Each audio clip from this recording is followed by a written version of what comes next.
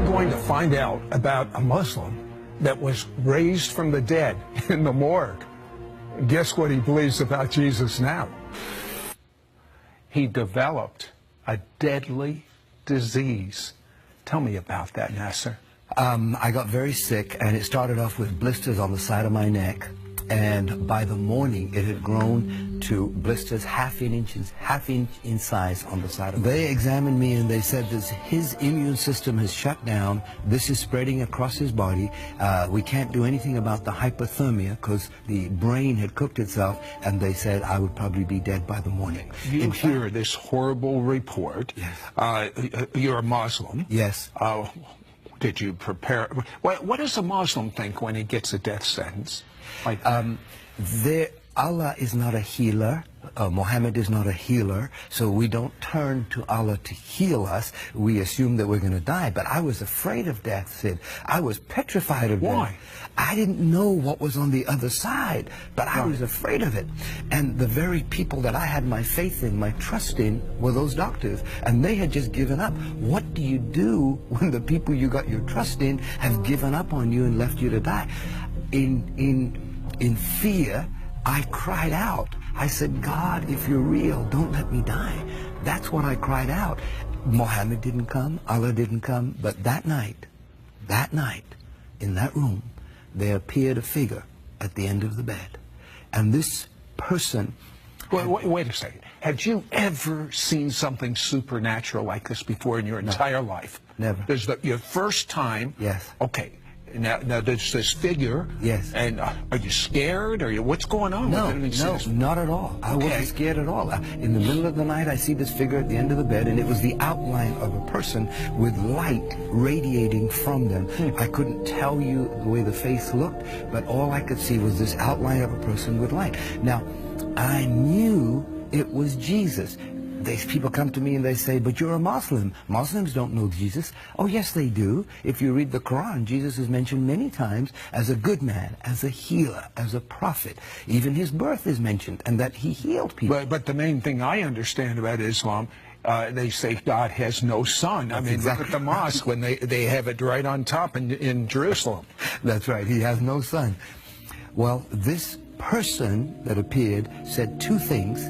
I'm the God of the Christians, and I'm the God of Abraham, Isaac, and Jacob. Wait a second. As a Muslim, isn't it Abraham, Ishmael, and Jacob? That's right. Ishmael was supposed to be the firstborn, right? Not Isaac, but that's not what this person said.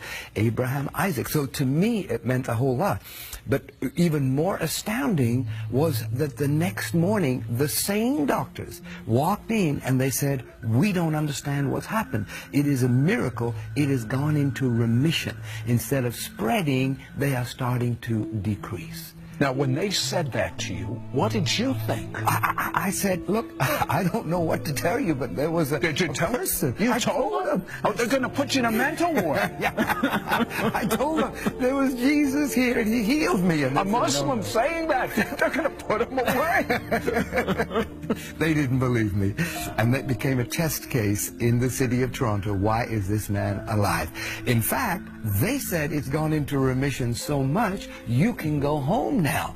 And I said, no, I don't want to go home. That was my security. That little room was my security. You wanted that man to come back? Yes, absolutely. This doesn't make any sense. Is this Jesus that appeared in my room, is he a prophet, the way the Muslims had taught me all my life? Or is he the Son of God? What did you do about that? I had that burning question. Is Jesus really the Son of God? And I got home that day, the day I was released from the hospital. The next morning, I wake up at 6 o'clock. I don't know why I woke up at 6, turned on the television. There were two men, just like here, talking about that very question. And on the screen, it says, is Jesus the Son of God? My goodness. Coincidence? I don't think so. That was the very question that was in my heart. And they're talking back and forth. And they were talking about how God sent his Son to die on the cross for our sins because of his love for us. Now, as a Muslim, what did this mean to you? It's so strange. Well, as a Muslim, I was taught all my life that to know that you're going to heaven, your good works have to exceed your bad works. And it's only through works. The only exception of that in Islam is called jihad. Jihad is when you die for your cause. You die for your God. And here I'm hearing these two men talk about not dying for your God, but your God dying for you. I'd never experienced that kind of love in my life. And I said, could this be true? Could it be true that God, the Father, sent Jesus, the Son, to pay the price for my sins, for everything that I've done wrong? This was all new to me, but it was exciting. And these men were talking back and forth that yes, Jesus is the Son of God, and yes, it is documented that he walked the earth, and it is documented that he healed, and it is documented that he died on the cross and paid the price for the sins of all men. So what happened with this horrific disease that you had? Well, that day when that program finished, I got on my knees. They led me in a prayer. I asked Jesus to be the Lord of my life. I found a photograph of the way I used to look, and I started praying to this Jesus. Can you make me look like this again? I had looked 75 years old. My whole face is aged. 5 days later, I woke up at 5 o'clock in the morning. The doctor said, don't scratch the blisters, they're contagious. But I saw some on my pillow, so I must have scratched them in the middle of the night.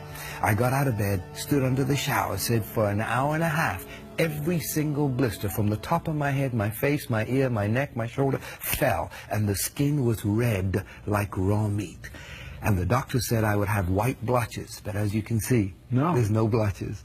So is there any doubt in your mind that God is the God of Abraham, Isaac, and Jacob, and that Jesus is his son? Any doubt? No doubt. I'll tell you. I am living proof. Don't go away. This is amazing.